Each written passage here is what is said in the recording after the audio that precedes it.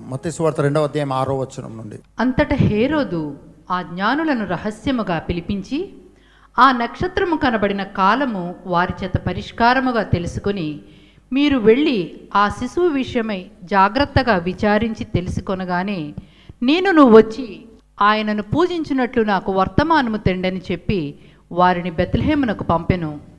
వారు రాజు మాట విని బయలుదేరి పోవుచుండగా, ఇదిగో తూర్పు దేశమున వారు చూచిన నక్షత్రము ఆ శిశువు ఉండిన చోటికి మీదుగా వచ్చి నిలుచు వరకు వారికి ముందుగా నడిచెను. వారు ఆ నక్షత్రమును చూచి అత్యానంద భరితులై ఇంటిలోనికి వచ్చి తల్లి అయిన మరియను ఆ శిశువును చూచి సాగిలపడి ఆయనను పూజించి తమ పెట్టెలు విప్పి బంగారమును సాంబ్రాణిని బోళమును కానుకలుగా ఆయనకు సమర్పించిరి.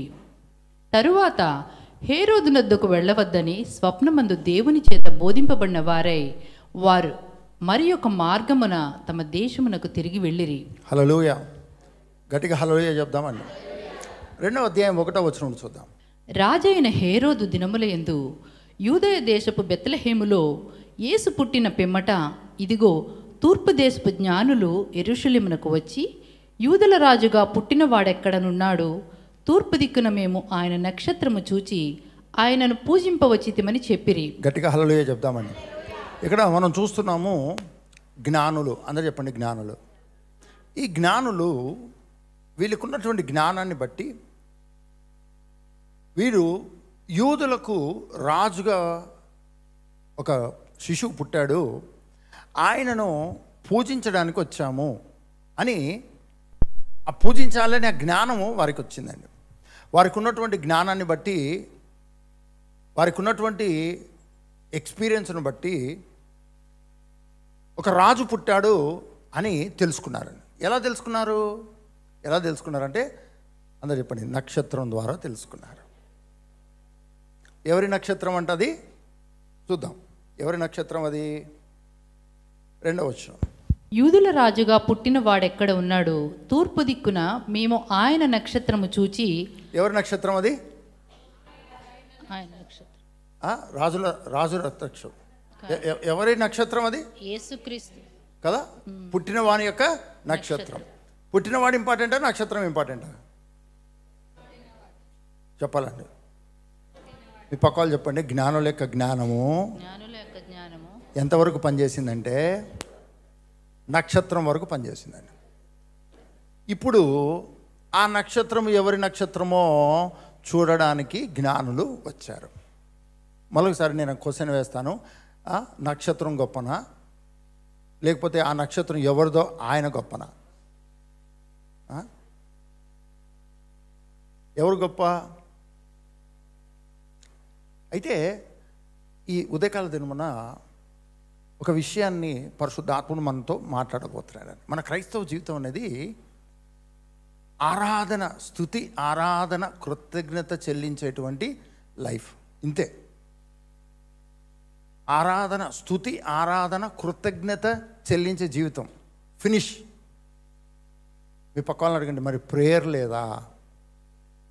మీ పక్కన వాళ్ళు చెప్పండి, అడుక్కునే బ్యాచ్ నుంచి థ్యాంక్స్ చెప్పే బ్యాచ్లోకి నువ్వు వచ్చేసావు.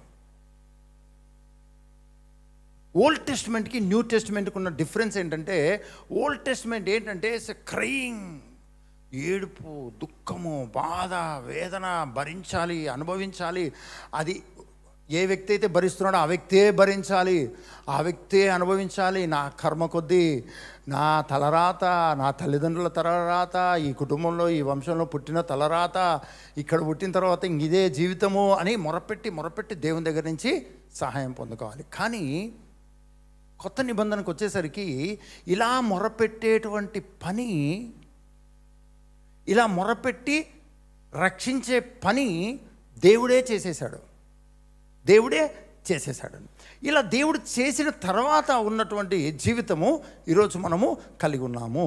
ఇప్పుడు ఏం చేయాలి అంటే, ప్రధానికి ఆయనకు థ్యాంక్స్ చెప్పాలి, కృతజ్ఞత చెల్లించాలి. ఆయన మన కొరకు జరిగించిన విమోచన కార్యం గురించి, ఆయన మన కొరకు చేసిన శక్తివంతమైన విమోచన కార్యం గురించి నిత్యము ఆయనను ఘనపరిచే వారముగా, ఆరాధించే వారముగా, కృతజ్ఞత చెల్లించే వారముగా మనము ఉండాలి. ఎక్కువ సమయం గడపాలి.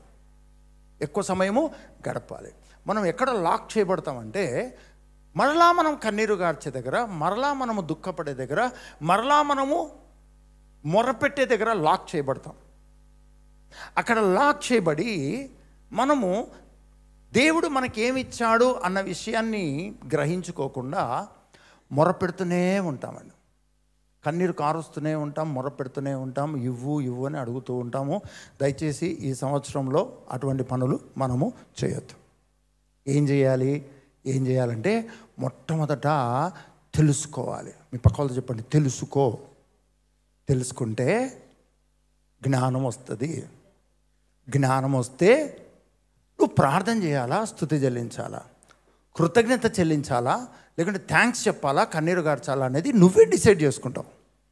నీకే అర్థమవుతుంది. ఇచ్చిన తర్వాత చెప్పేదాన్ని ఏమంటారు? ఎవరైనా పెన్ ఇచ్చారనుకోండి, తిరిగి ఇచ్చేటప్పుడు ఏం చెప్తాం? ప్లీజ్ మరొకసారి ఇవ్వండి అన్నాం అనుకోండి, వాళ్ళు ఇస్తారు ఇంకోసారి అవసరం వచ్చినప్పుడంతా మీరు మా ఇంటి చుట్టే తిరుగుతుండండి.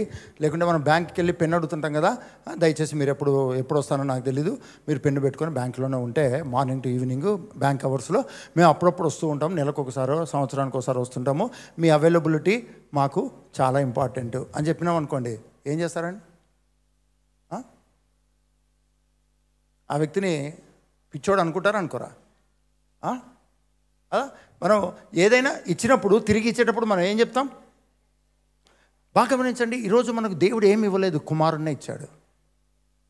ఈరోజు దేవుడు ఏమి ఇచ్చాడు మనకు?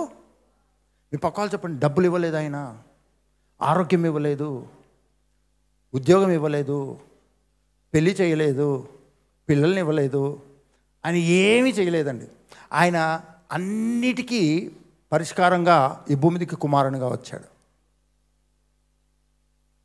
కుమారునిగా ఆయన వచ్చి ఉన్నాడు. ఎప్పుడైతే ఆయన వచ్చి ఉన్నాడో నీకు అన్నీ వచ్చి ఉన్నాయి. ఎప్పుడైతే ఆయన వచ్చి ఉన్నాడో నీకు అన్నీ వచ్చి ఉన్నాయి. వచ్చేవాడు ఎట్లా వచ్చాడో తెలుసా అండి? కొంతమంది క్రిస్మస్ తాత అంటారండి. క్రిస్మస్ తాత అంటారు కదా. క్రిస్మస్ తాత ఎక్కడికి వచ్చినా ఏం చేస్తాడు? శాంటా క్లాజా వచ్చిన చోటుకంతా ఏమి తీసుకొస్తాడు? గిఫ్ట్లు ఇస్తూ ఉంటాడు అన్నమాట. ఆ క్యారెక్టర్ ఏంటో తెలియదు కానీ యేసయ్య వస్తూ ఆయన ఈవులను మనకు అనుగ్రహించి ఉన్నాడు. చెరగా పట్టుకొని పోయి ఆయన మనకు ఈవులను అనుగ్రహించాడు అని బైబిల్ గ్రంథం చెప్తుంది. గట్టిగా హల్లెలూయా చెప్దామండి.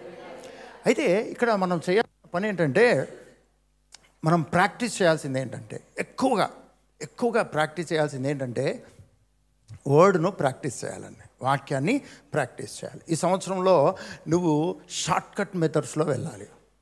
ఓకేనా? ప్రభువు నీకు 6-వే లైన్ వేసేసాడు.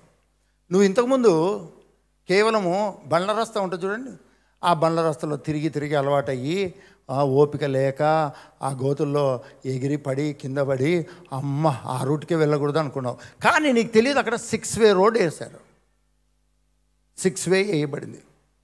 ఒక్కసారి కనుక అక్కడికి వెళ్తే అబ్బా థ్యాంక్స్ చెప్పాలబ్బా ఈ గవర్నమెంట్కి, జిహెచ్ఎంసీ వాళ్ళకి థ్యాంక్స్ చెప్పాలి, రోడ్ అండ్ బిల్డింగ్స్ డిపార్ట్మెంట్కి థ్యాంక్స్ చెప్పాలి అంటావు.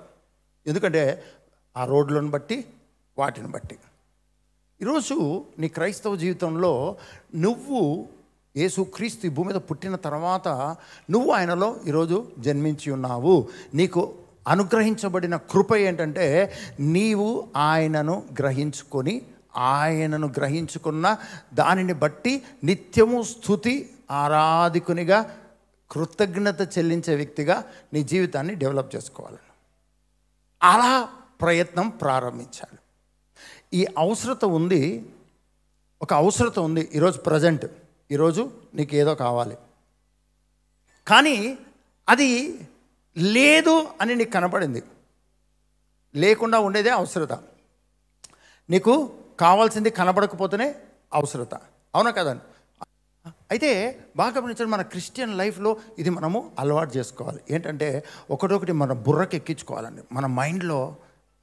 ఎందుకంటే ఏదైతే మనకు కనబడదో, ఏదైతే మనకు లేదో దాన్ని తెచ్చుకోవడానికి మళ్ళా మనము ప్రార్థన చేస్తామండి. మరలా మనము ప్రార్థన చేస్తాం, మళ్ళా మనము కన్నీరు గారుస్తాం. అది లేకపోతే ఎట్లా అని ఊహిస్తాం, మనకు మనమే ఊహిస్తేస్తామండి. మనకు మనమే ఆలోచిస్తాం, అమ్మ ఇది రాకపోతే రేపటి రాకపోతే, రేపు ఇవ్వకపోతే, రేపు జరగకపోతే, వచ్చే ఎగ్జామ్స్లో ఫెయిల్ అయితే అని మనకు మనమే, ఇంకా రాలేదు, రాకముందే మన ఇమాజినేషన్లో, మన ఊహంతట్లో మనమే డైరెక్టర్లం అయిపోతాం, మనమే నిర్మాతలం అయిపోతాం, మనమే యాక్టర్లం అయిపోతాం, టోటల్గా విలన్ మనమే, కమీడియన్ మనమే, పెద్ద సినిమా తీసేస్తామండి. మనం పెద్ద సినిమా తీసేస్తాం. ఇది నిలబడిన నాకు కానీ కూర్చున్న మీకు కానీ ఎవ్వరం అతిథులము కాదు. మనకు మనమే ఒక పెద్ద మూవీని మన బ్రెయిన్లో డెవలప్ చేస్తామని. దానికి రీజన్ ఏంటంటే ఎవ్రీడే నీ ప్రాక్టీస్ అనేది, బాగా గుర్తుపెట్టుకోండి, ఎవ్రీడే ప్రాక్టీస్ ఉండాలి. తల్లి చిన్నగా ఉన్నప్పుడు బ్రష్ చేయడం ప్రాక్టీస్ చేయిస్తుంది, పెద్దగా అయిన తర్వాత అలవాటైపోతుందండి. బాలుడు చిన్నగా ఉన్నప్పుడు వానికి నేర్పిస్తే పెద్దవాడైన తర్వాత దాని నుంచి తప్పిపోడంటండి.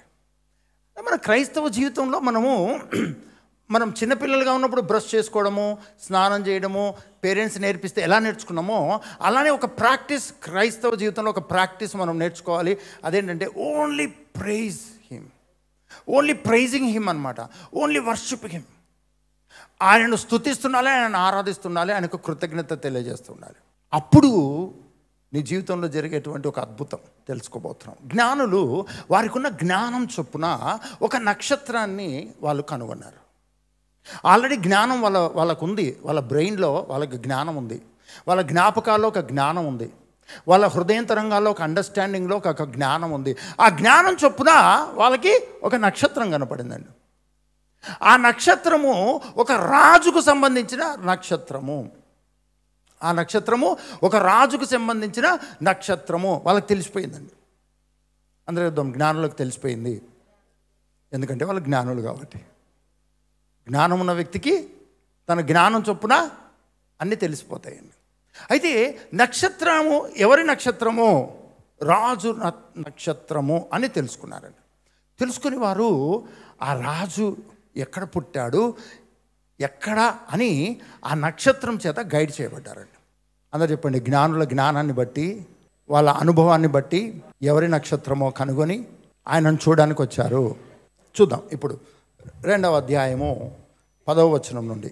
వారు ఆ నక్షత్రమును చూచి అత్యానంద భరితులై ఇంటిలోనికి వచ్చి చాలా సంతోషించారు. తర్వాత ఆ నక్షత్రం ఎవరి నక్షత్రమో ఆయనను చూడ్డానికి ఇంట్లోకి వచ్చారు. అత్యానంద భరితులై ఇంటిలోనికి వచ్చి, ఒక్క నిమిషం, ఇంటిలోకి వచ్చి అక్కడ ఆగిపోదాం. ఇంటిలోకి వచ్చి వాళ్ళు ఏం చేశారు, అది చాలా ఇంపార్టెంట్ అండి. ఇంటిలోకి వచ్చి వారు ఏం చేశారు చూద్దాం.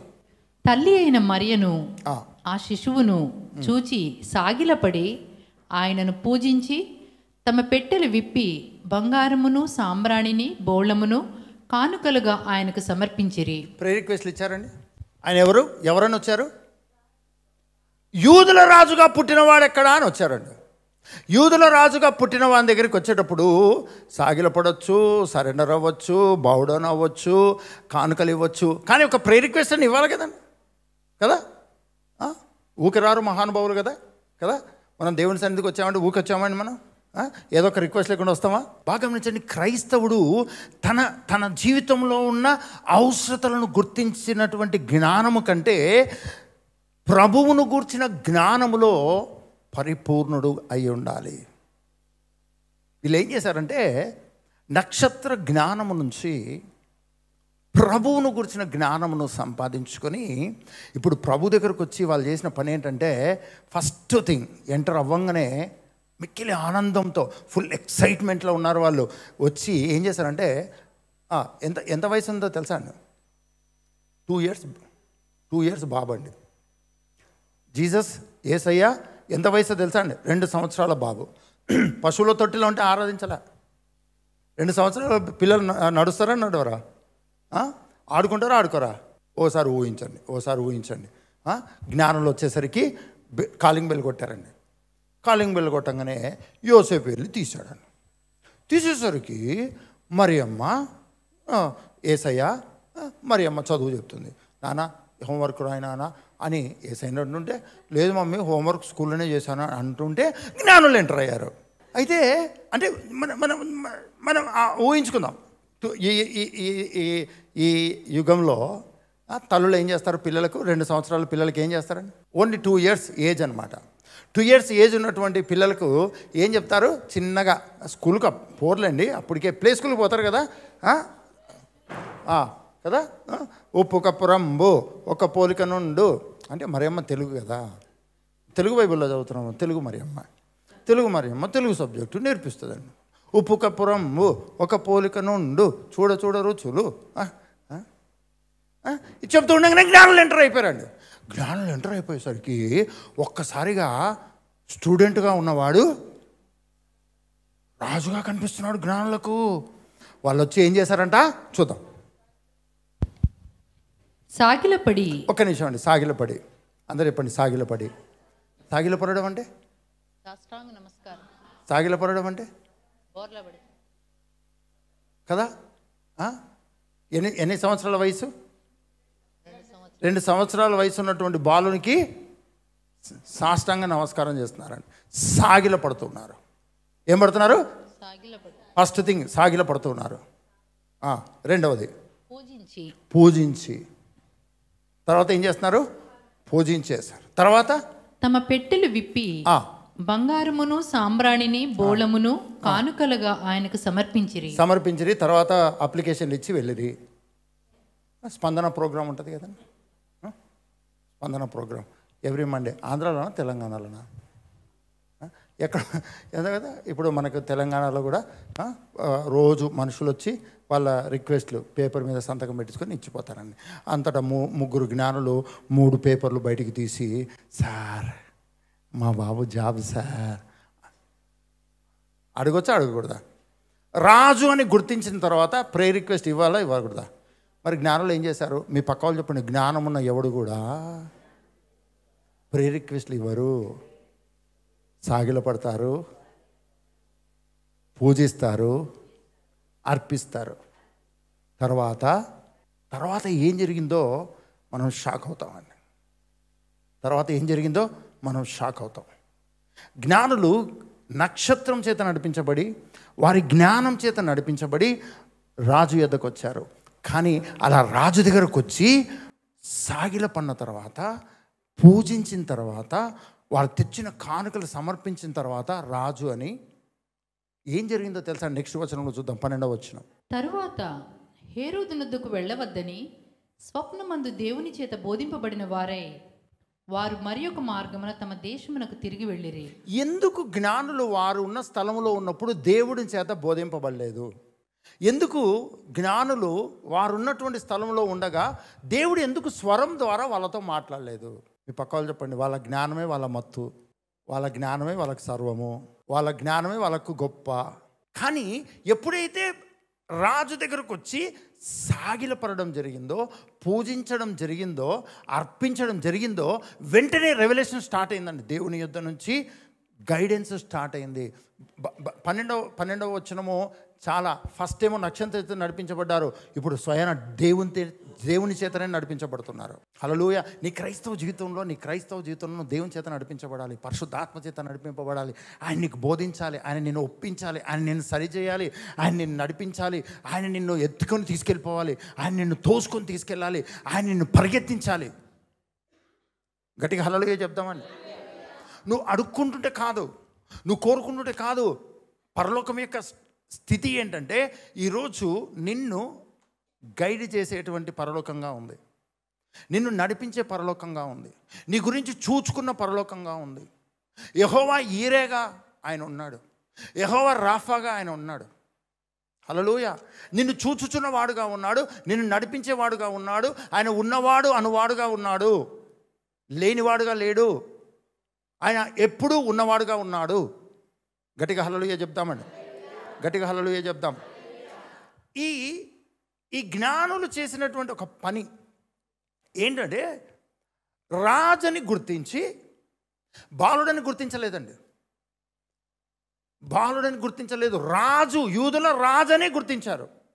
యువరాజని గుర్తించట్లేదు, రాజనే గుర్తించారు, రాజని సాగిలపడ్డారు, రాజు అని పూజించారు, రాజు అని సమర్పించారు. హల్లెలూయా.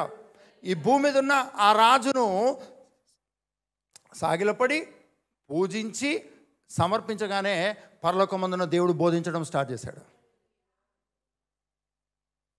పరలోకమందున దేవుడు నడిపించడం స్టార్ట్ చేశాడు.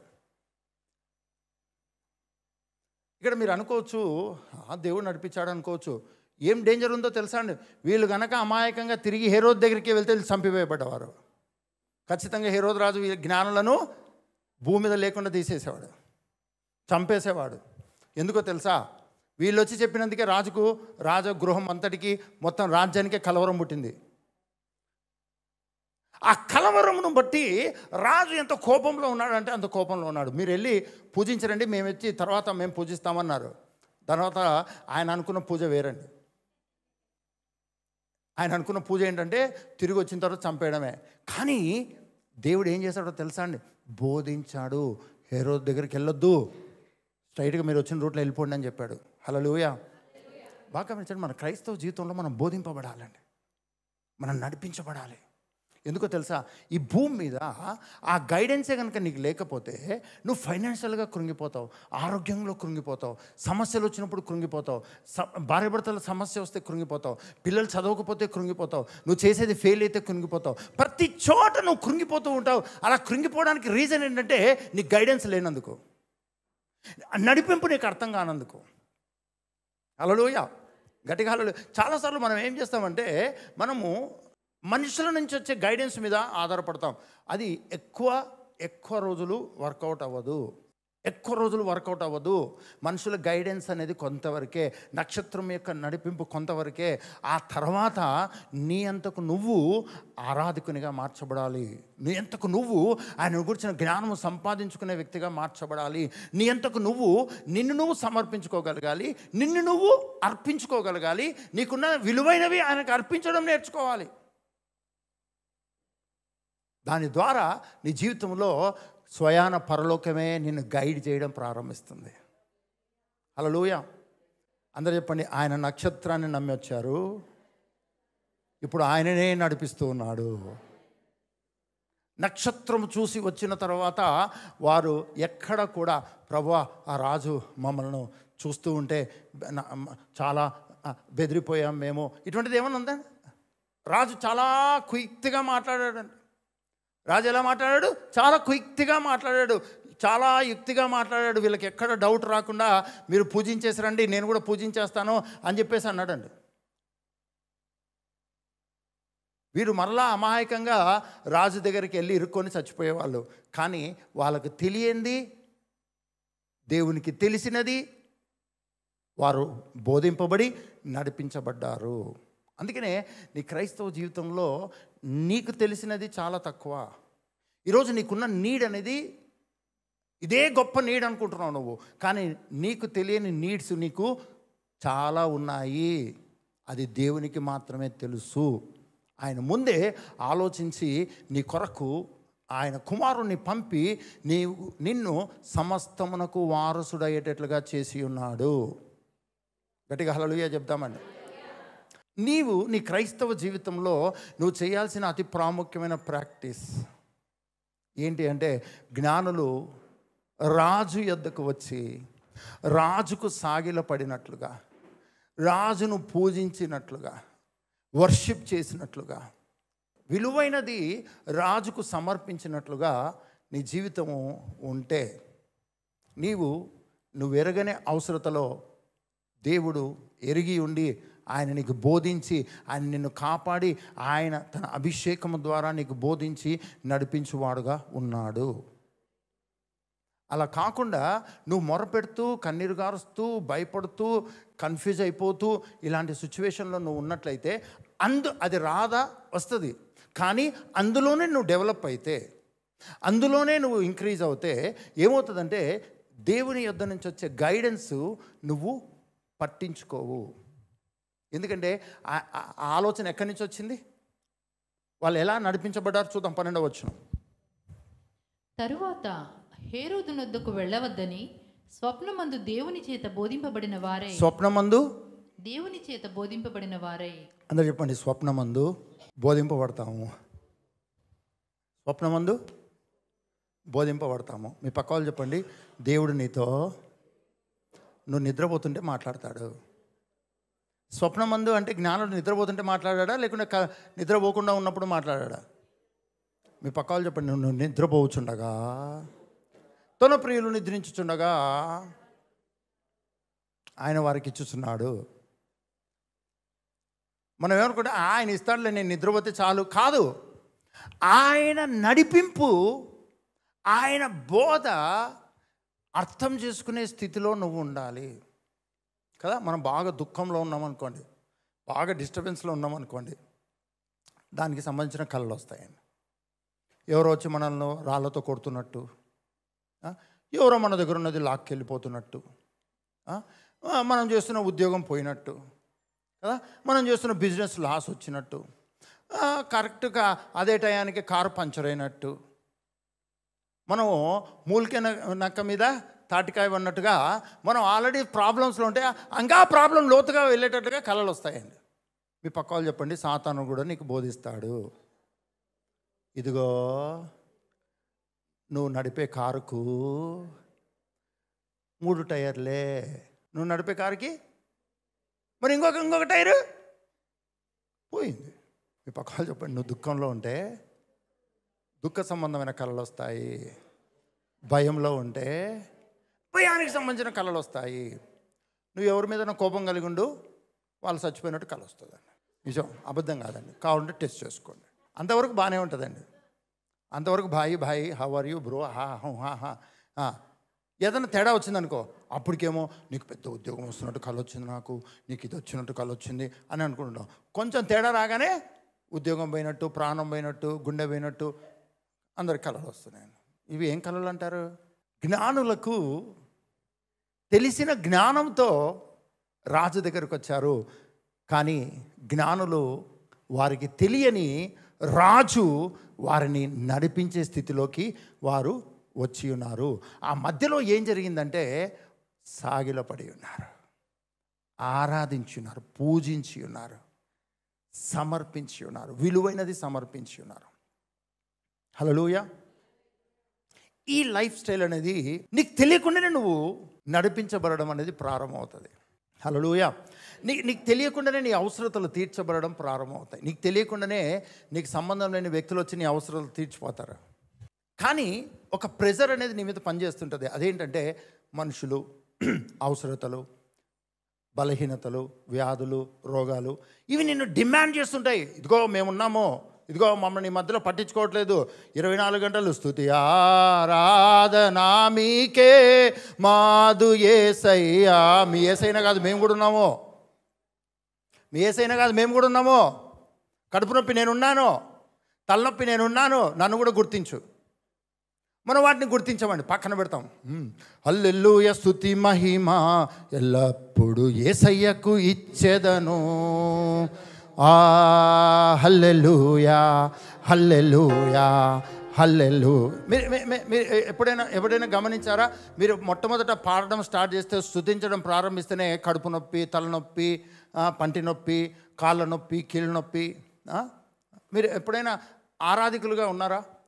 ఎక్కువ రోజు ప్రాక్టీస్ అనమాట. దేవుని ఘనపరచడం, దేవుని హెచ్చించడం. గొప్ప దేవుడా, మహోన్నతుడా, ఆత్మతో సత్యముతో పాటలు పాడే వాళ్ళ గురించి నేను మాట్లాడట్లేదండి. దేవుడికి సింగర్స్ అక్కర్లా, దేవునికి ఆరాధికులు అవసరం. దేవుడికి తన గొప్పతనం తెలుసుకోవాల్సిన వాళ్ళు కావాలి. ఆయన యుద్ధకు వచ్చి ఆయన ఎంత గొప్పవాడో తెలుసుకోవాలి. ఈ జ్ఞానులు వచ్చి ఈయన రాజు అని తెలుసుకొని వచ్చారు, కానీ 2 సంవత్సరాల వయసు ఉన్నవాడే. అంత చేయాల్సిన పని లేదండి. మీ పక్క వాళ్ళు చెప్పండి, జ్ఞానుల వయసు చాలా ఉంటుంది. 2 సంవత్సరాల బాలుని పట్టుకొని రాజు అని సాగిలపడ్డారు, రాజు అని పూజించారు, రాజు అని కానుకలు సమర్పించారు. గట్టిగా హల్లెలూయా చెప్తామండి. అంటే నువ్వు గుర్తించడం ఇంపార్టెంటు, నువ్వు గ్రహించడం ఇంపార్టెంటు, నువ్వు అర్థం చేసుకోవడం ఇంపార్టెంట్. ఆయన గొప్పతనాన్ని, ఆయన శక్తిని, ఆయన ప్రేమను, ఆయన మహిమను, ఆయన ప్రభావాన్ని. ఇవన్నీ ఏం చేయకుండా అవసరత వచ్చింది, ప్రెజర్ వచ్చింది, ప్రార్థన చేశాం. P for pressure, P for ప్రార్థన. ప్రేయర్. ఇది ఓల్డ్ టెస్ట్మెంట్కి అయితే ఓకే. కానీ యూదుల రాజుగా పుట్టినవాడు ఎక్కడా? అందరు చెప్పండి, ఇక్కడ. మీ పక్క చెప్పండి. హేరోదు రాజు కన్ఫ్యూజ్ అయ్యాడు, కానీ యూదా ప్రజలందరూ కూడా కలవరం చెందారు. కానీ యూదుల రాజుగా పుట్టినవాడు, యూదా గోత్రపు సింహమైన వాడు ఇక్కడ ఉన్నాడు. కాబట్టి నువ్వు కంగారు పడొద్దు. ప్రశాంతంగా ఆయన గొప్పతనం వైపు చూడు, ఆయన గాయముల వైపు చూడు, ఆయన రక్తం వైపు చూడు, ఆయన మరణం వైపు చూడు, ఆయన పునరుద్ధానం వైపు చూడు. హల్లెలూయా. ఎంతగా ఆయనను చూస్తూ ఉన్నావో, ఎంతగా ఆయన గొప్పతనాన్ని బట్టి ఆయనను గొప్ప చేస్తున్నావో, నీ హృదయంలో గొప్ప చేసుకుంటున్నావో, నీ అంతరంగంలో గొప్ప చేసుకుంటున్నావో, నీ అంతరంగంలో ఆయనకు సాగిల పడుతున్నావో, నిజంగానే ఫిజికల్గానే సాగిల పడుతున్నావో, నిజంగానే ఆయన పూజిస్తున్నావో, నువ్వు లేకపోతే నేను బతకలేను అన్నట్టుగా ఉన్నావో, ఆయనకు మించి నీకు గొప్ప విలువైనది ఏది లేదు అన్నట్టుగా ఉన్నావో, ఆయనకి ఏదైనా ఇవ్వడానికి సిద్ధపడినటువంటి స్థితి నువ్వు కలిగి ఉన్నావో, నువ్వు అడగకుండా, నువ్వు గ్రహించకుండా, నీకు తెలియకుండానే ప్రతి అవసరత తీర్చబడడం ప్రారంభమవుతుంది. నీకు తెలియకుండానే నువ్వు ప్రొటెక్ట్ చేయబడతావు. హల్లెలూయా. అందుకనే క్రైస్తవ జీవితం, ఈరోజు క్రైస్తవ జీవితం అన్నది ప్రారంభము ప్రేరు కాదు, ప్రారంభము జ్ఞానము. ప్రారంభమే దేవుని గొప్పతనము, దేవుని శక్తి, దేవుని ప్రేమ, దేవుని పరిశుద్ధత, దేవుని మహోన్నతమైన స్థితి.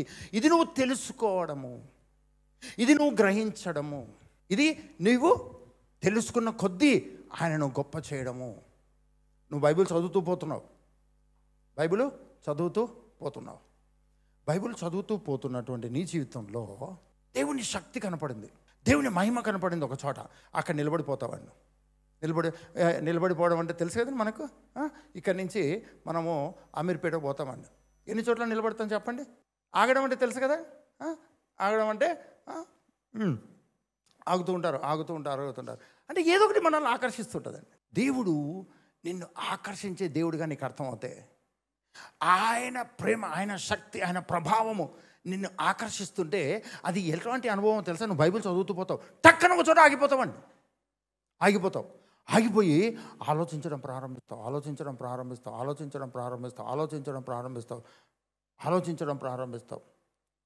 రోజు ఈరోజు ఎట్టి పరిస్థితుల్లో మత్తయి సువార్తను పూర్తి చేయాలని పట్టుకుంటానండి. మత్తయి సువార్త 1వ అధ్యాయం దగ్గరనే దగ్గర 3-4 గంటలు అయిపోతుందండి. 1వ అధ్యాయము 1వ వచనంలోనే 3-4 గంటలు అవుతుంది. ఈలోగా బ్రేక్ఫాస్ట్ టైం అవుతుందండి.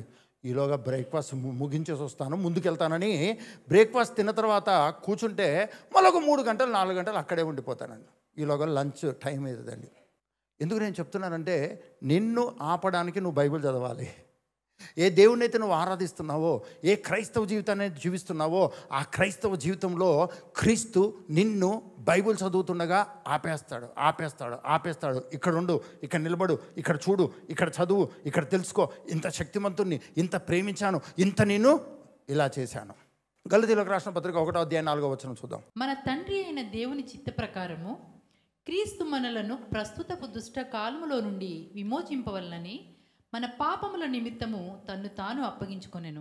అందరు చెప్పండి, తండ్రి చిత్తం ఏంటి? తండ్రి నీ చిత్తం ఏంటి? తండ్రి చిత్తం ఏంటి అని ఈరోజు చెప్పడం కాదు. తండ్రి చిత్తం ఏంటో 1000 సంవత్సరాల క్రితమే నీకు రివీల్ చేసేసాడు. 1000 సంవత్సరాల క్రితమే రివీల్ చేశాడు. ఈరోజు కొత్తగా తండ్రి చిత్తం ఏంటి అడగాల్సిన అవసరం లేదు. 1000 సంవత్సరాల క్రితమే ఆయన చిత్తం నీకు బయలుపరిచి ఉన్నాడు వాక్యంలో. ఈరోజు ప్రత్యేకంగా ఆయన చిత్తం ఏంటని కనిపెట్టుకోవాల్సిన పని లేదు. ఆయన చిత్తం ఏదైతే ఆయన బయలుపరిచి ఉన్నాడో దాంట్లో నువ్వు జీవించడం ఆయన చిత్తం. హల్లెలూయా. నువ్వు ప్రత్యేకంగా ఈరోజు ఏదో చేయడానికి కాదు, ఆల్రెడీ ఆయన చేసి పెట్టాడు, నువ్వు దాంట్లో జీవించడమే ఆయన చిత్తం. చూద్దాం. దేవుని చిత్తం వలన మన తండ్రి అయిన దేవుని చిత్త ప్రకారము క్రీస్తు, అందరూ చెప్పండి క్రీస్తు, మన తండ్రి అయిన దేవుని చిత్త ప్రకారము క్రీస్తు మనలను, అందరూ చెప్పండి తండ్రి చిత్తము క్రీస్తు మనలను, చెప్పండి తండ్రి చిత్తము క్రీస్తు మనలను, చెప్పండి మరోసారి తండ్రి చిత్తము క్రీస్తు మనలను, తండ్రి చిత్తము క్రీస్తు మనలను. తండ్రి చిత్తం వలన క్రీస్తు నన్ను ప్రస్తుత దుష్ట యుగములో నుంచి విమోచించవలనని. మన పాపముల నిమిత్తము తన్ను తాను అప్పగించుకొనెను. తండ్రి చిత్తం ఏంటంటే క్రీస్తు మనలను విమోచించడానికి ఆయనే తన్ను తాను అప్పగించుకున్నాడు. ఆయన ఏం చేశాడు? తన్ను తాను అప్పగించుకున్నాడు. అంతే చెప్పండి. తండ్రి చిత్తము, క్రీస్తు అప్పగించుకున్నాడు. ఫినిష్. అందరూ చెప్పండి, ఫినిష్ అయిపోయింది. తండ్రి చిత్తము, క్రీస్తు తను తాను అప్పగించుకున్నాడు. దాని రిజల్ట్ ఏంటంటే ప్రస్తుతము. మీ పక్క వాళ్ళు చెప్పండి, ప్రజెంట్. ఇప్పుడున్నా, రేపైతే రేపున్నా, ఎల్లుండి అయితే ఆ రోజు. ఒకవేళ 2030 జనవరి అనుకుందాం, అప్పుడు కూడా ఏదైతే ఉందో దుష్టయుగము, దుష్టతరము, దుష్ట సంబంధమైనటువంటి ఆలోచనలు, ప్లాన్స్, టెక్నాలజీ ఏదైనా అవ్వచ్చు, వాటన్నిటి నుంచి యేసయ్య మనల్ని విమోచించున్నాడు. యేసయ్య ఏం చేశాడు? ప్రస్తుతమున్న దుష్ట యుగము నుంచి తండ్రి చిత్తం వలన క్రీస్తు మనల్ని విమోచించి ఉన్నాడు. ఈ మాట మామూలుగా చదువుకుంటూ పోయామనుకోండి, ఇది మనల్ని ఆపలేదనుకోండి, మనం ఏం చేస్తామంటే మొరపెడతాం, ఓ ప్రభువా, ఓ ప్రభువా, నీవే నా మంచి కాపరివి, నీవే నా మంచి దారి తప్పినా నన్నును నీవు దారిలోనే వదిలేశావు ప్రభువా, నన్ను చూడక కాపాడకపోతివే, నిన్నెలా నమ్ముదు నా యేసయ్యా. ఇవన్నీ పాడంలేండి, మన మనసులో ఉంటుంది. మనం ఇటువంటి పాటలు పాడమండి, ఎందుకంటే ఆ పాట రాసిన వాళ్ళు మన మీద కేసేస్తారండి. కానీ మన మనసు ఎట్లా ఉంటుందంటే, ఈరోజు మనకు ఒక ప్రజెంట్లో మనకు ఒక ప్రాబ్లం ఉంది.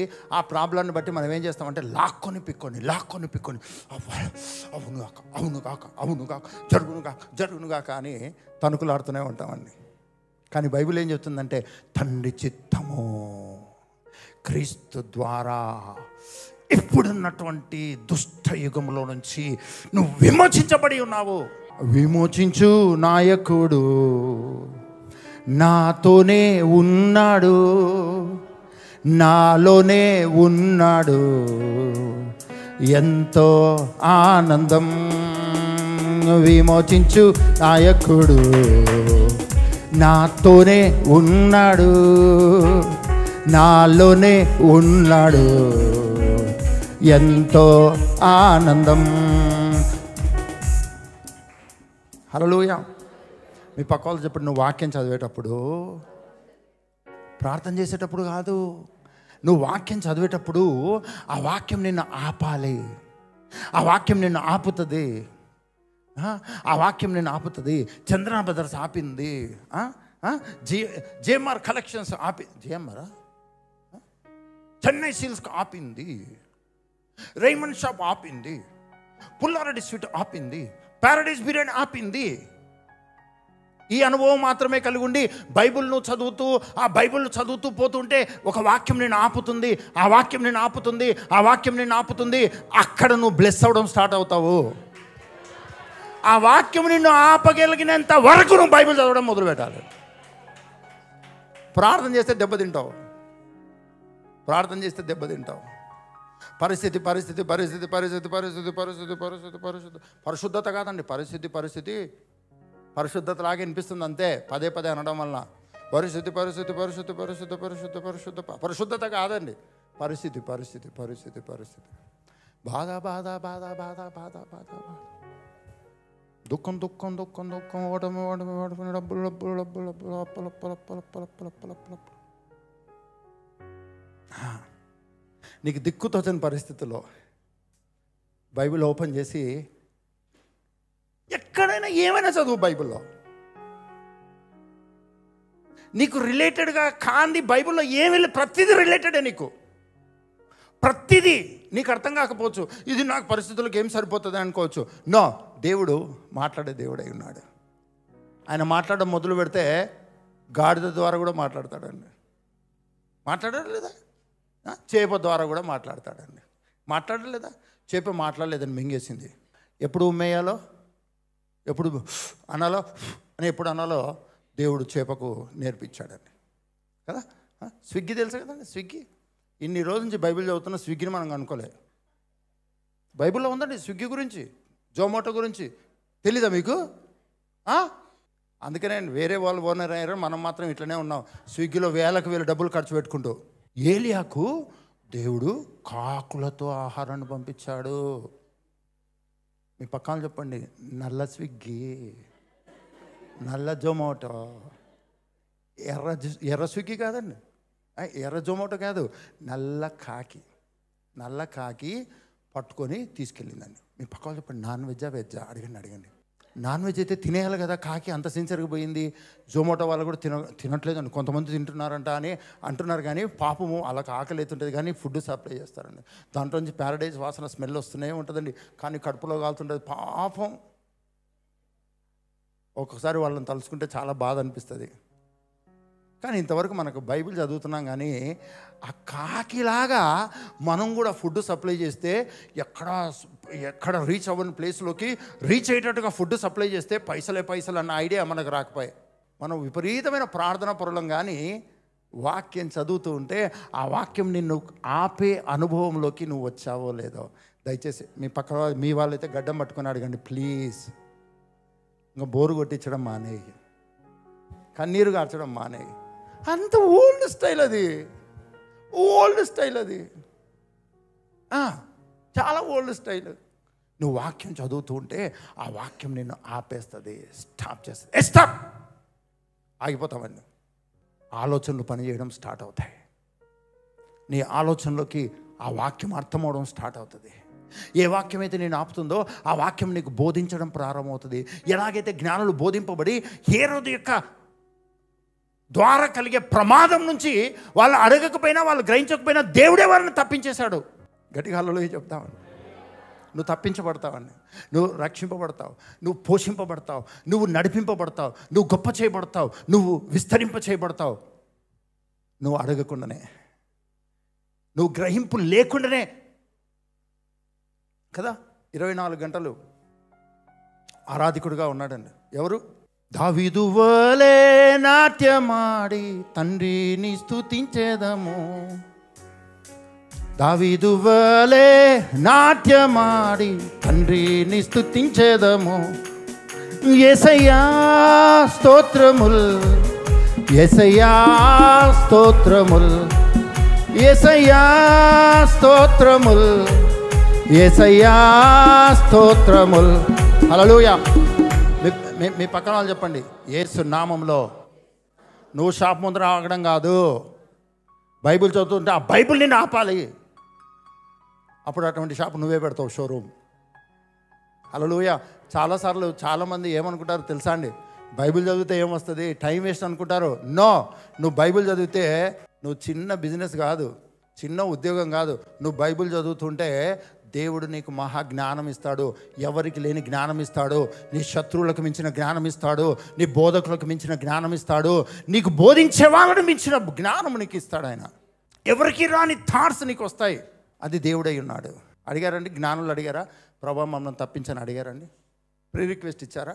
మేమేమో రాజు దగ్గరికి వెళ్ళాము, రాజేమో ఇక్కడున్నాడు, రాజగృహంలో ఉండాల్సింది రాజేమో ఇక్కడున్నాడు, మా పరిస్థితి ఏంటో ఈరోజు అని బాధపడ్డారా వాళ్ళు? ఉందండి బైబిల్లో. దేవుడు కాపాడా, దేవుడు చూశాడు, ప్రమాదాన్ని దేవుడు గ్రహించాడు, వాళ్ళని కాపాడాడు. అవునా కాదా? నువ్వు పక్క వాళ్ళని అడిగింది, మరి ఏం చేస్తున్నావు నువ్వు? దేవుడు చేయాల్సిన పని నువ్వే చేస్తేవి. ఆయన చూసాడు, నువ్వు చూడవా, నువ్వు చూడవా, నువ్వు చూడవా, నువ్వు చూడవా, నువ్వు చూడవా, నువ్వు చూడవా, నువ్వు నన్ను చూడవా,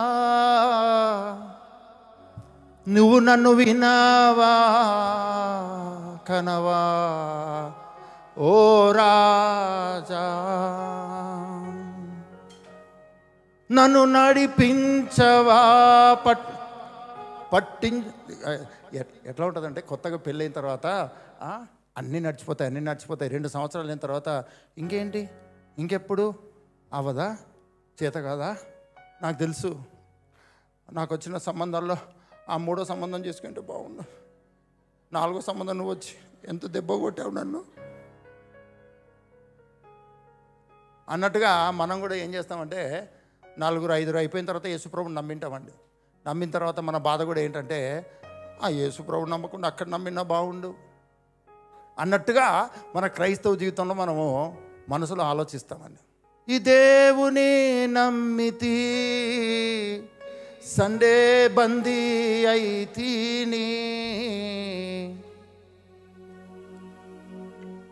ఉద్యోగం పోయేను, డబ్బులు పోయేను,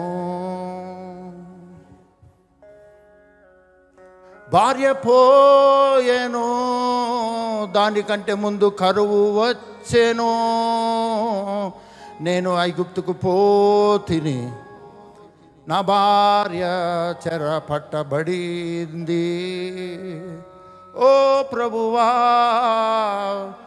నిజంగా పిలిచితివా, పిలిస్తే ఇట్లెందుకు అయ్యింది, కరువేనా నా జీవితం, ఇంకా బ్యాచులర్ లైఫేనా నాకు. ఎవరి పాట తెలుసండి ఇది? అబ్రామ్ అంటే అబ్రహాం కాదు, అబ్రాము. హల్లెలూయా. అబ్రహాం పాట ఏంటో చెప్పాలా వద్దా? ఎప్పుడు ఆనందం నా యేసు ఇచ్చునో, స్తుతి చేయుచునందున్, యేసు కూడా వచ్చునో, అద్భుతములు ఎన్నో చేయునో, తందానా తనన తందానా, తందానా తనన తందానా, తందానా తనన తందానా, తందానా తనన తందానా, శ్రమలన్ సైతానున్ వెళ్ళగొట్టును, కుమిలియున్న హృదయాన్ని ఆదరించి. హల్లెలూయా. ఎవరి పాట ఇది? అబ్రామా. అబ్రామ్ పాట ఏంటి? పిలిచిన వెంటనే కరువచ్చెను నా కర్మ, కరువచ్చిందని ఈజిప్టుకు పోతిని, భార్య పోయేను పెద్ద కర్మ, పిలిచిన నీవు విడచితివా, పిలిచిన నీవు. చాలాసార్లు మన పోరాటం అండి. ప్రాక్టికల్ లైఫ్లో మనం ఆలోచిస్తే నువ్వు ఒక పరిస్థితి గుండా వెళ్తున్నప్పుడు పెద్ద కన్ఫ్యూజన్లో పడిపోతావు. సాతానుడు నువ్వు కరెక్ట్ కాదు, నువ్వు చేసే తప్పు, ఇదిగో పలాంటి సమయంలో నువ్వు చేసిన దాన్ని బట్టి నీ కర్మ, నీ పెద్ద కర్మ, మీ నాయన కర్మ, మీ ముత్తాతల కర్మ, ఆ కర్మ ఈ కర్మ మొత్తం కలిసి నీ కర్మ కాస్త మండింది, ఇప్పుడు పండింది అని సాతానుడు టపా టపా టపా టపా ఆలోచనలు ఇస్తాడండి. కానీ ఇలా ఆలోచిస్తున్నప్పుడు నువ్వు ప్రార్థన చేయలేవు, బైబిల్ చదవలేవు, చర్చికి రాలేవండి. వచ్చిన వెంటనే నాలాంటి వాడు ఉంటే కర్మ అని ఇలా పాడేసరికి ఇంకా ఒళ్ళు మండిపోయి బీపీ రైజ్ అయిపోయి, కానీ అదే టెన్షన్లో, అదే బాధలో, అదే దుఃఖంలో నువ్వు బైబిల్ ఓపెన్ చేసి చదవడం ప్రారంభించు. ఎంతవరకు నువ్వు బైబిల్ చదవాలంటే ఆ బైబిల్ నిన్ను ఆపాలి, నీ చదవడం ఆపాలి, ఏదో నిన్ను పట్టుకునేటట్లు పట్టుకొని ఆపాలి. ఒకరోజు నేను వెళ్తూ ఉన్నానండి కర్నూలులో. వెళ్తూ ఉంటే నేను వెళ్ళే రూట్లో వెళ్తుంటే వెనకాల నుంచి ఒక వ్యక్తి నా పేరు పెట్టి పిలుస్తున్నాడండి. నా పేరు పెట్టి పిలుస్తుంటే ఇక్కడెవరు నన్ను పేరు పెట్టి పిలుస్తున్నారని చెప్పేసి వెనక్కి తిరిగి చూశానండి. నేను ఆగిపోయా. వచ్చి మాట్లాడి వెళ్ళిపోయారండి. మీ పక్క వాళ్ళు చెప్పండి, నువ్వు ఎటో పోతుంటే, ఏదో ఆలోచిస్తుంటే, ఏదో గందరగోళం అయిపోతుంటే నువ్వు చదువుతున్న వాక్యం నిన్ను ఆపుతుంది. క్రైస్తవులు ఎందుకు బైబిల్ పంచుతారో తెలుసా అండి? బైబిల్ ఎందుకు డిస్ట్రిబ్యూట్ చేస్తారో తెలుసా అండి? తెలుసా? చాలామంది ఎలా పంచుతారో తెలుసా? ఇది నాకే అర్థం కావట్లేదు, వీళ్ళకేం అర్థం అవుతుందో. మా పాస్టర్ చెప్పినాడు, తీసుకోండి నేను ఇస్తారని. నాకే బుర్రకెక్కట్లేదు ఇది. ఈ బైబిల్ ఏది అబ్రహాం కుమారుడైన, దావీదు కుమారుడైన, యేసుక్రీస్తు వంశావళి. ఇండియా వాడు ఒకడుగు లేడు ఇక్కడ. ఎవరన్నా ఇండియా వాళ్ళు ఉన్నారండి ఇక్కడ? అబ్రహాము వంశావళి 17 తరాలు, ఇంకో 17 తరాలు, ఇంకో 17. ఎక్కడైనా ఇండియన్స్ ఉన్నారండి? మనమేమో ఇండియన్స్, ఒక్కడు కూడా ఇండియన్ లేడు. ఈ బైబిల్ నాకే సంబంధం లేదు, ఏదో యుద్ధం పట్టు. క్రీస్తులో జీవించు నాకు ఎల్లప్పుడు జయముండును. క్రీస్తులో జీవించు నాకు ఎల్లప్పుడు జయముండును. జయముంది జయముంది జయముంది, నాకు జయముంది జయముంది జయముంది. హల్లెలూయా. బాగా గమనించండి. నువ్వు ఈరోజు క్రైస్తవునిగా బైబిల్ నిన్ను ఆపి, బైబిల్ నీకు బోధించి, బైబిల్ నిన్ను నడిపించేంతగా నువ్వు బైబిల్ చదవాలి. అర్థమవుతుందా? అర్థం కావట్లేదా? నువ్వు ప్రార్థన అనగానే ప్రార్థన లేదు, ఏం లేదండి. నువ్వు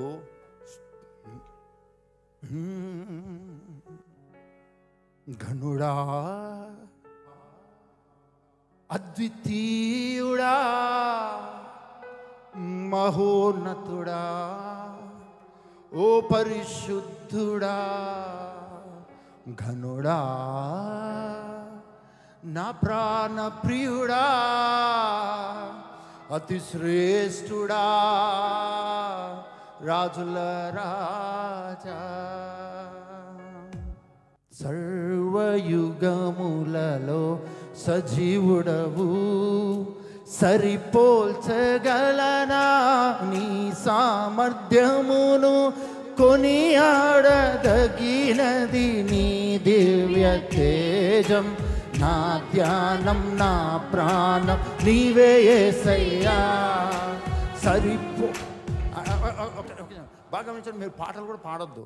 ఎందుకో తెలుసా? నువ్వు వాక్యం చదువుతుంటే నీకు తెలియకుండానే ఒక పాట గుర్తొస్తుందండి.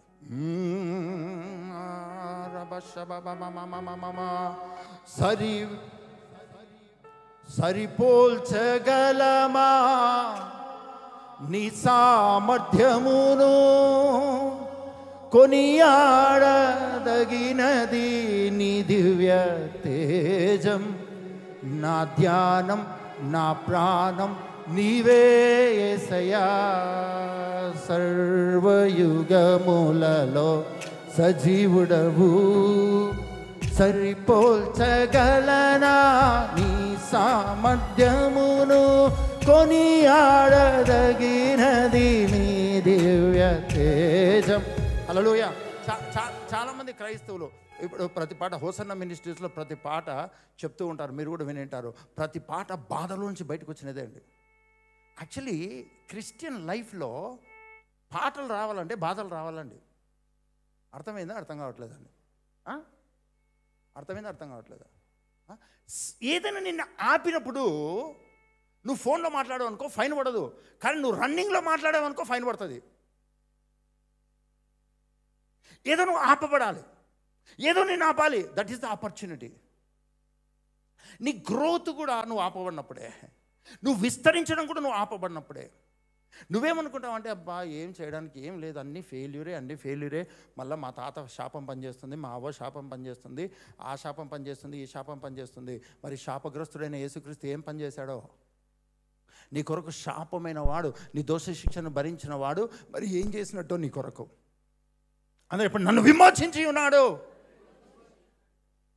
మీ పక్క వాళ్ళు చెప్పండి, మా తాత పెట్టిన డబ్బాలో ఊపిరాడక సస్తూ ఉంటే నేను, యేసుక్రీస్తు నన్ను విమోచించి ఉన్నాడు. కుమారుడు విమోచించిన ఎడల ఆ విమోచన సజీవమైనది. గట్టిగా హల్లెలూయా చెప్తామని. వ్యాధి నిన్ను ఒక డబ్బాలో పెడితే యేసుక్రీస్తు నువ్వు పుట్టకముందే, నువ్వు వ్యాధిలోకి రాకముందే ఆయన నిన్ను విమోచించి ఉన్నాడు. నీ విమోచన ముందా, నువ్వు ముందా? నీ బంధకాల ముందా, నీ విమోచన ముందా? చూస్తే తండ్రి చిత్తం వలన క్రీస్తు ప్రస్తుత దుష్ట కాలంలో నుండి మనల్ని విమోచింపవలనని ఆయన మన పాపముల నిమిత్తము విమోచించడానికి ఆయన మరణించి ఉన్నాడు. ఇది నన్ను ఆపిందండి. బైబిల్ చదువుతుంటే, బుద్ధిగా బైబిల్ చదువుకుంటూ పోతుంటే నన్ను ఆపిందండి. ఏంటా ఇలా ఆపిందని పదే పదే పదే పదే పదే పదే పదే చూస్తూ ఉంటే నేనున్న పరిస్థితిలో నుంచి నేను బయట కనపడ్డాను. ఆ పరిస్థితిలో ఉన్నట్టు కనపడలా. అంతవరకు నేను పరిస్థితుల్లోనే ఉన్నట్టు, అంతవరకు నేను బలహీనతలోనే ఉన్నట్టు, అంతవరకు నేను బాధలోనే ఉన్నట్టు, అంతవరకు నేను దుఃఖంలో ఉన్నట్టు కనపడుతుంది. కానీ నేను బైబిల్ చదువుతూ పోతుంటే ఈ వాక్యం నన్ను ఆపింది. ఆ వాక్యం నేను ఆలోచిస్తూ నా తలంపులు నేను ఆలోచించలేదు, అవే నాకు తలంపులు ఇస్తున్నాయి, అవే నాకు ఆలోచనలు ఇస్తున్నాయి. మీ పక్క వాళ్ళు చెప్పండి, పరిస్థితి నీకు ఆలోచన ఇస్తే, పరిస్థితి నీకు పోరాటం పెడితే దేవుని వాక్యం అంతకంటే గొప్పది కాదా? అంతకంటే పెద్ద పోరాటం నీకు ఇస్తుంది. నీ మీద దాని మీద పోరాటం చేసే ఆలోచనలు నీకు వస్తాయి. కానీ నువ్వు చేయాల్సింది ఏంటంటే ఫిజికల్గా బైబిల్ ఓపెన్ చేసి చదవడం మొదలు పెట్టాలి. మీ పక్క వాళ్ళు చెప్పండి, ఎక్కడి నుంచి చదవాలి? నీ ఇష్టం ఎక్కడి నుంచైనా చదువు. మధ్యలో హాఫ్ నుంచి చదువు. మత్తయి సువార్త 15వ అధ్యాయము 15వ వచనం నుంచి చదువు. నువ్వు ఎక్కడి నుంచైనా చదువు, కానీ చదువు మాత్రం చదువు. ఎంతవరకు చదవాలి? ఏదైతే నువ్వు చదువుతున్నావో అది రెడ్ సిగ్నల్ వేస్తుంది, నీకు ఆగిపోవాలి, లేకుంటే ఫైన్ పడుతుంది. వాక్యము నీకు అర్థం కావడం అంటే దేవుడు నీతో మాట్లాడడం అండి. హల్లెలూయా. ఈ సంవత్సరం దయచేసి ఈ పనిని ప్రారంభించండి.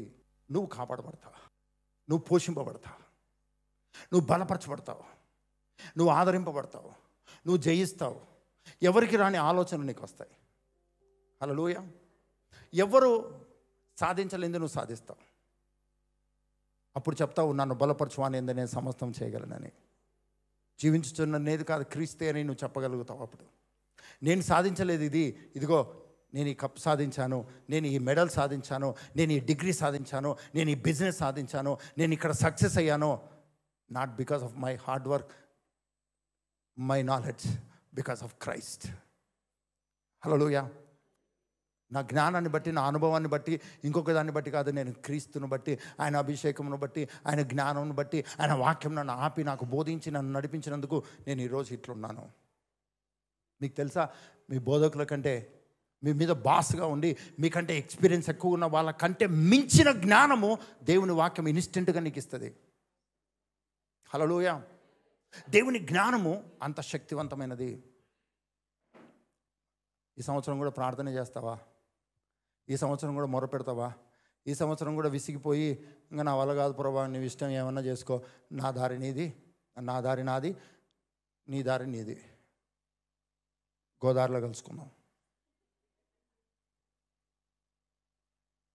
అన్నట్టుగా 2024 బ్యాచ్లో నిలబడిపోతావా?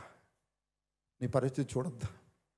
అది నీకు భయంకరమో, దేవునికి ఆల్రెడీ దానిని పరిష్కరించి ఉన్నాడు. అదే నీ క్రైస్తవ విశ్వాసం. నువ్వు ఆలోచిస్తుంటే పరిష్కారం రాదు, నువ్వు మొరపెడుతుంటే పరిష్కారం రాదు, ఇంకొకరితో నువ్వు బాధ పంచుకుంటుంటే పరిష్కారం రాదు, ఇంకొక సిస్టర్, ఇంకొక బ్రదర్తో నీ కష్టాలు చెప్పుకుంటే రిలీఫ్ వస్తుందేమో కానీ పరిష్కారం రాదు. బైబిల్ చదువు. అది నిన్ను ఆపుతుంది. నీ ఆలోచనలను మార్చడానికి నిన్ను ఆపుతుంది, నీ తలంపులను మార్చడానికి ఆపుతుంది, నీకున్న రాంగ్ కాన్సెప్ట్ను మార్చడానికి ఆపుతుంది. నీకున్న అనుమానాలు, నీకున్న భయము, నీకున్న చింత, నీకున్న అపోహలు బ్రేక్ చేస్తుంది ఆ వాక్యము. ఆ బ్రేక్ చేయడానికి నిన్ను ఆపేస్తుంది ఆ వాక్యము. ఆపిన ప్రతి చోట నువ్వు ఆగిపో, అది నిన్ను జయంలోకి నడిపిస్తుంది. హల్లెలూయా.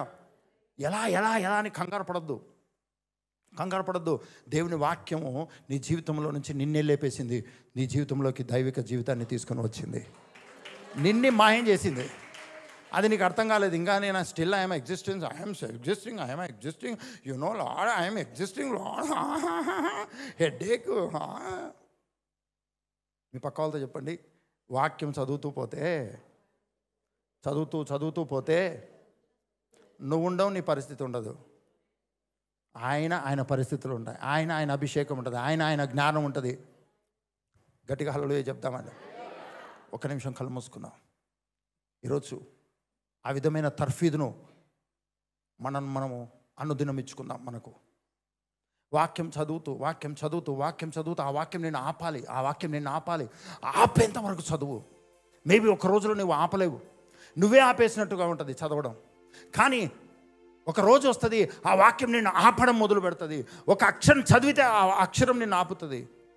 ఒక వచనం చదివితే నేను ఆ వచనం ఆపుతుంది నిన్ను. ఇది ఎవరికో బోధించడానికి అనుకోవద్దు, అది నీకే బోధ. జ్ఞానులు బోధింపబడి రక్షింపబడ్డారు.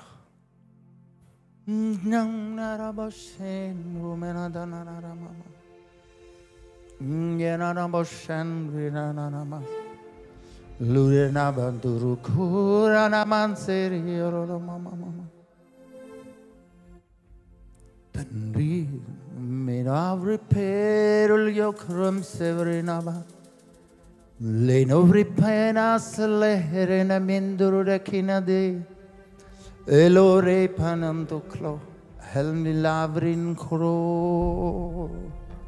ఒక సేవకుడు తన భాష తెలియని, భాషే అర్థం కాని ప్రజల మధ్యలకు ప్రీచ్ చేయడానికి వెళ్ళాడంటండి. వెళ్ళిన తర్వాత ప్రీచ్ చేయడం స్టార్ట్ చేశాడంట. దానికంటే ముందు let us speak in tongues అని చెప్పేసి భాషలు మాట్లాడదామని మాట్లాడడం మొదలుపెట్టాడంటండి. భాషలు మాట్లాడుతూ ఉంటే అందరూ వచ్చి స్టేజ్ దగ్గర సాగిల పడిపోవడం స్టార్ట్ అయిందంటండి. అందరూ వచ్చి స్టేజ్ దగ్గర ఏడుస్తూ ఉన్నారంట, పశ్చాత్తాపడుతూ. ఈయన భాషలు మాట్లాడుతున్నాడు. నేను ఇప్పుడు వాక్యం చెప్తానని ఆయన చెప్పేసరికి ఒక వ్యక్తి, ఆ లోకల్ పాస్టర్ వచ్చి చెప్తున్నా అంటే, ఆల్రెడీ నువ్వు ప్రీచ్ చేసావు, మాకు మా లాంగ్వేజ్లో ప్రీచ్ చేసావు, దానికి కన్విక్షన్ వచ్చింది, అందుకని వీళ్ళందరూ వచ్చి సాగిలో పడుతున్నారు అన్నాడు. మీ పక్క వాళ్ళు చెప్పండి, నీ ద్వారా దేవుడు అసాధారణమే చేయడానికి సిద్ధంగా ఉన్నాడు. ఆయన నిన్ను ఆపితే నువ్వు దీవించబడతావు. ఆ వాక్యం ఆపితే నువ్వు దీవించబడతావు. ఆ వాక్యము నీకు తలంపులు ఇస్తుంది, ఆలోచనలు ఇస్తుంది, నీలో ఉన్న పోరాటాలను పోరాడి నువ్వు జయించేటట్టుగా చేస్తుంది. కళ్ళు మూసుకుందాం. ఒకే ఒక నిర్ణయం తీసుకో. ఈ 25వ సంవత్సరం దేవుని వాక్యాన్ని చదివే వ్యక్తిగా, ఆ వాక్యము ఆపితే ఆగిపోయే వ్యక్తిగా నేనుంటాను. ఆ వాక్యం ఇచ్చే తలంపులు, ఆలోచనలలో నేను బోధింపబడి పోషింపబడతాను. ఇది నాకు అతి ప్రాముఖ్యమైనది. ఇది నాకు ఊపిరితో సమానం. ఇంతవరకు నేను బైబిల్ చదివాను, కానీ నేను ఆపుతూ వచ్చాను. చాలా చదివాను, నేను ఆపుతూ వచ్చాను. కానీ బైబిల్ నన్ను ఆపడము అన్నది నా జీవితంలో అధికం అవ్వాలి. అది నా జీవిత లక్ష్యం. అది నా అనుదిన అవసరత. నా అవసరతలన్నీ తెలిసినవాడు, ఇవన్నీ కావాలని నీ పరలోకపు తండ్రికి తెలియను. ఆలోచించి నిర్ణయం తీసుకో,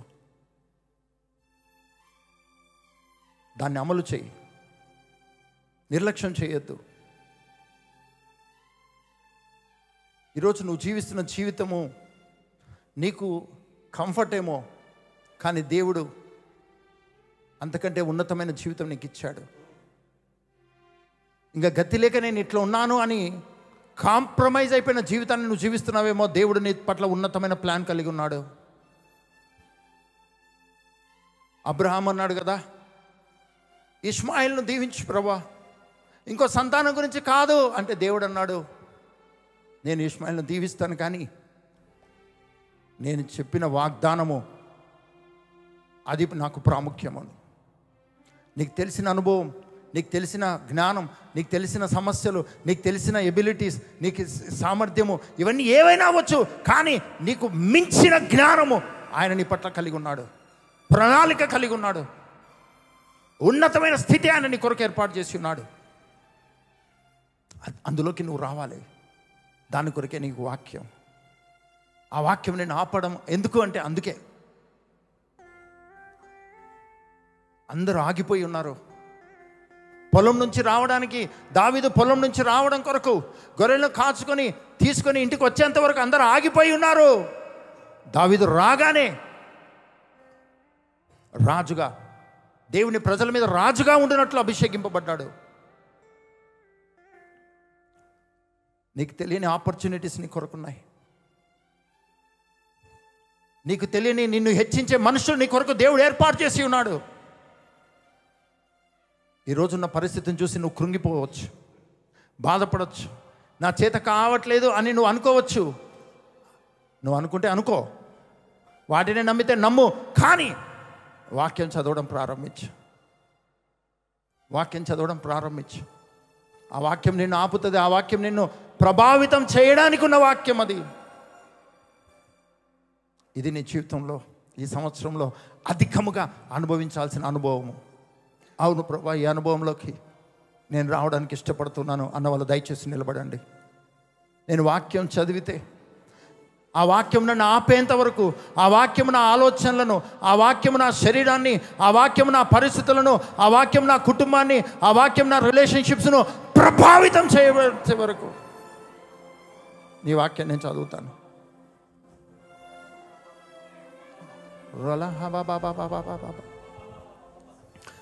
నా ప్రతి అవసరము తీర్చువాడవు నీవే యేసయ్యా. నా ప్రతి ఆశ నెరవేర్చువాడవు నీవే యేసయ్యా. వందనం యేసయ్యా, మీకే వందనం యేసయ్యా. నా ప్రతి అవసరము తీర్చువాడవు నీవే యేసయ్యా. నా ప్రతి ఆశ నెరవేర్చువాడవు నీవే. Thank you holy ghost. యేసయ్యా వందనం యేసయ్యా, మీకే వందనం యేసయ్యా, మీకే వందనం యేసయ్యా, మీకే వందనం యేసయ్యా.